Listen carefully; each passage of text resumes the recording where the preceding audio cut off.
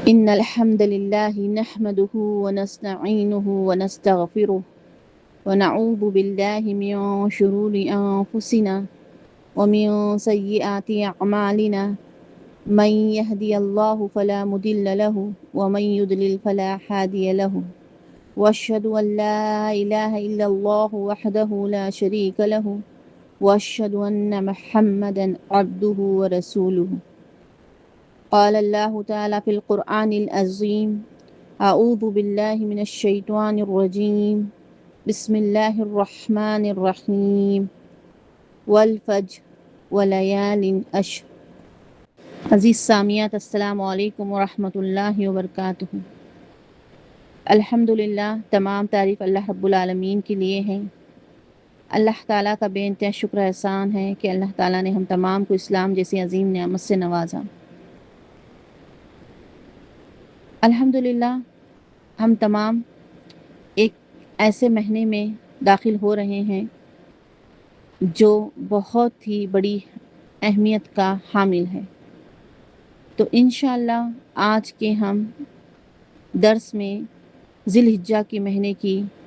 فضیلت، اس کی اہمیت، اس کے برکات کے بارے میں ایک مختصر سی روشنی ڈالیں گے۔ سبحان اللہ، اللہ رب العزت نے ذی الحجہ کے جو 10 دن پہلا عشرہ ہے، یعنی اکم ذی الحجہ سے 10 ذی الحجہ تک، اللہ تبارک و تعالیٰ نے ان کو ایک عجیب خصوصیت اور فضیلت بخشی ہے۔ ان ایام میں ہم دیکھتے ہیں کہ حج اور قربانی جیسی عظیم الشان عبادت بھی ان ایام میں ہی ادا کی جاتی ہے۔ روزہ، یعنی بڑی بڑی عبادتیں جیسے روزہ، حج،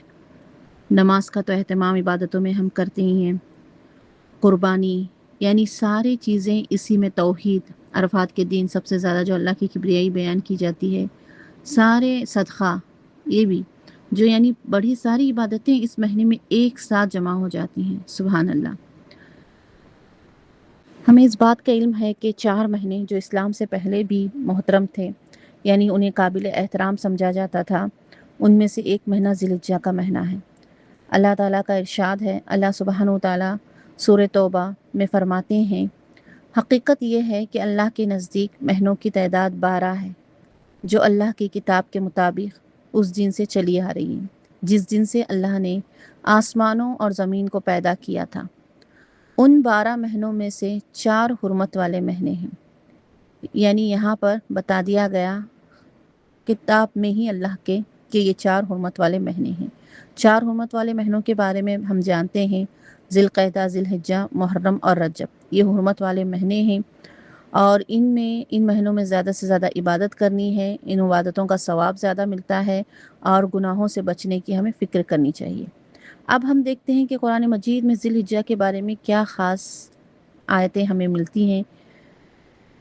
رمضان کریم کے بعد اگر ہم دیکھیں تو ذی الحجہ کے پہلے عشرے کی جو فضیلت، اہمیت اور برکت حاصل ہے، وہ سال کے دوسرے دنوں اور راتوں کو حاصل نہیں۔ اس کا ہر دن، ہر رات، ہر ساعت، ہر گھڑی بڑی مبارک ہے۔ اس کی اسی فضیلت و اہمیت اور عظمت کی وجہ سے قرآن میں اللہ تعالیٰ نے اس کی صبح کی بھی قسم کھائی ہے اور اس کی راتوں کی بھی قسم کھائی ہے۔ چنانچہ اللہ رب العالمین فرماتے ہیں: والفجر، قسم ہے فجر کی، وقت کی اور 10 راتوں کی۔ یعنی پہلی مفسرین کہتے ہیں کہ پہلی آیت میں جو اللہ تعالیٰ نے فجر کے وقت کی قسم کھائی ہے، تمام مفسرین کا اس پر یہ رائے بنتی ہے کہ ذی الحجہ کی 10ویں تاریخ یعنی یوم النحر کی صبح اس سے مراد ہے، اور 10 راتوں سے مراد ذی الحجہ کے مہینے کی پہلی 10 راتیں ہیں جن کو اللہ تعالیٰ نے خصوصی تقدس عطا فرمایا۔ یہی وہ مبارک مہینہ ہے جب موسیٰ علیہ السلام کو اللہ تعالیٰ سے ہم کلامی کا شرف بھی حاصل ہوا تھا، اور اسی مہینے میں تورات بھی انہیں دی گئی تھی۔ اب حدیث کی روشنی میں اگر ہم دیکھیں تو اس کی اہمیت و فضیلت کے متعلق ہمیں چند حدیثیں جو ملتی ہیں یہاں کہ ذی الحجہ میں نیک اعمال کرنا جو ہے اللہ تعالیٰ کو بہت محبوب ہے۔ آپ صلی اللہ علیہ وسلم فرماتے ہیں کہ ان دنوں میں یعنی ذی الحجہ کے 10 دنوں میں نیک اعمال کرنا اللہ تعالیٰ کے نزدیک دوسرے تمام دنوں میں نیک اعمال کرنے سے زیادہ محبوب ہے۔ تو صحابہ نے پوچھا: اے اللہ کے رسول، کیا اللہ کے راستے میں جہاد کرنا بھی نہیں؟ تو آپ صلی اللہ علیہ وسلم نے فرمایا کہ اللہ کے راستے میں جہاد کرنا بھی اتنا پسند نہیں، مگر جو شخص اپنی جان اور مال لے کر نکلے پھر لوٹ کر نہ آئے تو اس کا سب کچھ کام آئے گا اور خود بھی شہید ہو گیا تو اب یہی شخص زیادہ فضیلت والا ہے۔ یعنی یہ ایک شہید کا مرتبہ تو ایک بہت ہی الگ ہے، جو اگر خالص اپنا سب کچھ اللہ کی راہ میں لٹانے کے لیے نکلا ہو اور واپس لوٹ کر نہ آئے، وہ خود بھی شہید ہو جائے، اس کا مال بھی اللہ کی راہ میں اور اس کی نیت خالص اللہ کی رضا ہو، تو اس کا مرتبہ الگ ہے۔ لیکن اس کے مقابلے میں جو کچھ یعنی چھوڑ کر صرف جہاد کے لیے نکلا ہے اپنے پیچھے مال و متاع، تو اس سے بھی زیادہ عظیم جو ہے عمل اللہ کو کیا پسند ہے کہ ان دنوں میں، یہ ذی الحجہ کے ان دنوں میں انسان نیک عمل کرے۔ اور ایک حدیث کو ہم دیکھتے ہیں جس میں آپ صلی اللہ علیہ وسلم نے فرمایا کہ ذی الحجہ کے ابتدائی 10 دنوں سے بڑھ کر کوئی دن ایسا نہیں جس کی عبادت اللہ کو زیادہ محبوب ہو۔ ان ایام میں سے ہر دن کا روزہ سال بھر کے روزوں کے برابر ہے، اور ان کی ہر رات کا قیام لیلۃ القیام کے برابر ہے۔ ترمذی کی حدیث ہے۔ سبحان اللہ۔ اس حدیث سے ہمیں کیا معلوم ہوا کہ اگر کوئی شخص ان ایام میں سے ایک دن کا روزہ رکھ لے تو اس کو وہی ثواب حاصل ہوتا ہے جو اجر و ثواب ایک سال کے روزے رکھنے سے ہوتا ہے۔ یعنی شب قدر میں عبادت کی جو فضیلت ہے، ان راتوں میں وہی عبادت کی فضیلت ملے گی۔ سبحان اللہ۔ تو آپ صلی اللہ علیہ وسلم ہمیشہ جو ہے عشرہ یعنی ذی الحجہ کی 1 سے 9 ذی الحجہ تک کے روزوں کا اہتمام کیا کرتے تھے۔ اس سلسلے میں ہمیں حدیث جو ملتی ہے حضرت حفصہ رضی اللہ تعالیٰ عنہ سے مروی ہے کہ انہا فرماتی ہیں کہ 4 باتیں ایسی ہیں جنہیں نبی کریم صلی اللہ علیہ وسلم نے نہیں چھوڑا: عاشوراء کا روزے، ذی الحجہ کے پہلے عشرے کے روزے، اور 10ویں تاریخ یعنی عید الاضحیٰ کے دن روزہ رکھنا جائز نہیں، یعنی 1 تاریخ سے لے کر 9 ذی الحجہ تک روزہ رکھنا، ہر مہینے کے 3 روزے اور فجر سے پہلے کی 2 رکعتیں۔ سبحان اللہ۔ تو اگر ہم اوپر قرآن کی آیت اور حدیث مبارکہ سے اگر ہم دیکھیں تو ہمیں پتہ چلتا ہے کہ ذی الحجہ کے ایام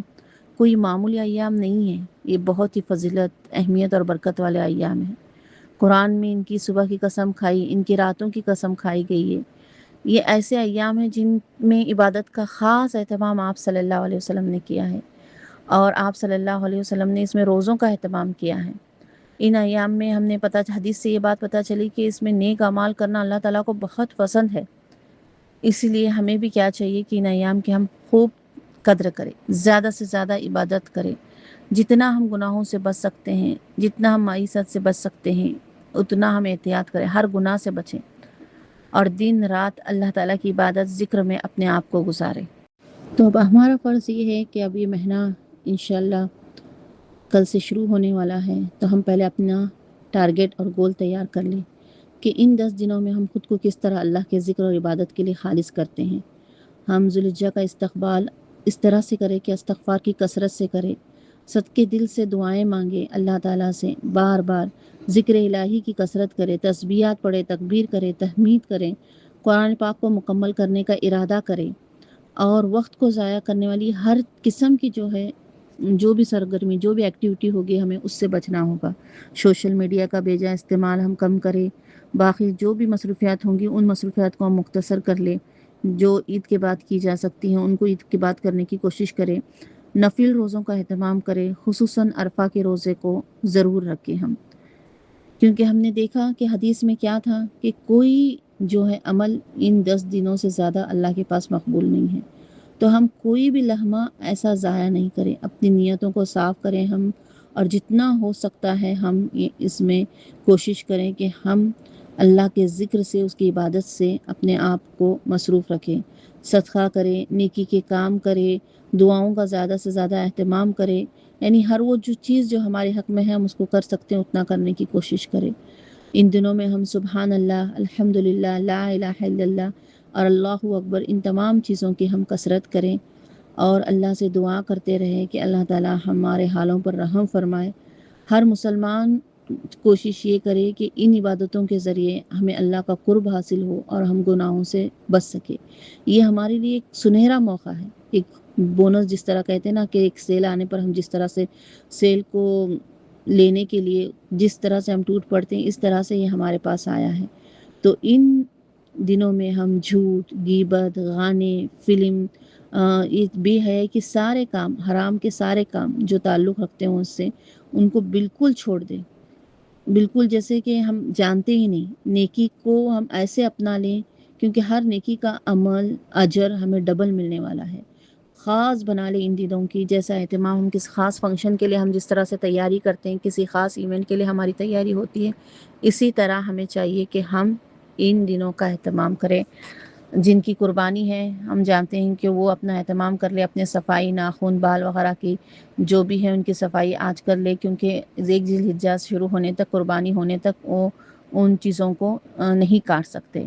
تو یہ جو ساری چیزیں ہیں باریکی کو ان کو خیال رکھے اور اللہ سے دعا کریں کہ اللہ تعالی ہمیں خوب ان دنوں میں اللہ کی عبادت کرنے والا بنائے، اللہ کا قرب ہمیں نصیب ہو، اللہ ہماری دعاؤں کو اس میں قبول کرے، ہمیں گناہوں سے بچائے، اللہ ہمیں توفیق دے کہ ہم استقامت کے ساتھ دین پر جڑے رہیں، ہم کبریائی بیان کریں، اللہ تعالیٰ کی توحید کو بیان کرے، بس اللہ کو ایک مانیں اور اللہ کے ساتھ ہی اپنے تعلق کو مضبوط فرمائیں۔ اللہ ہمیں عمل کرنے والا بنائے۔ جزاک اللہ خیرا کثیرا۔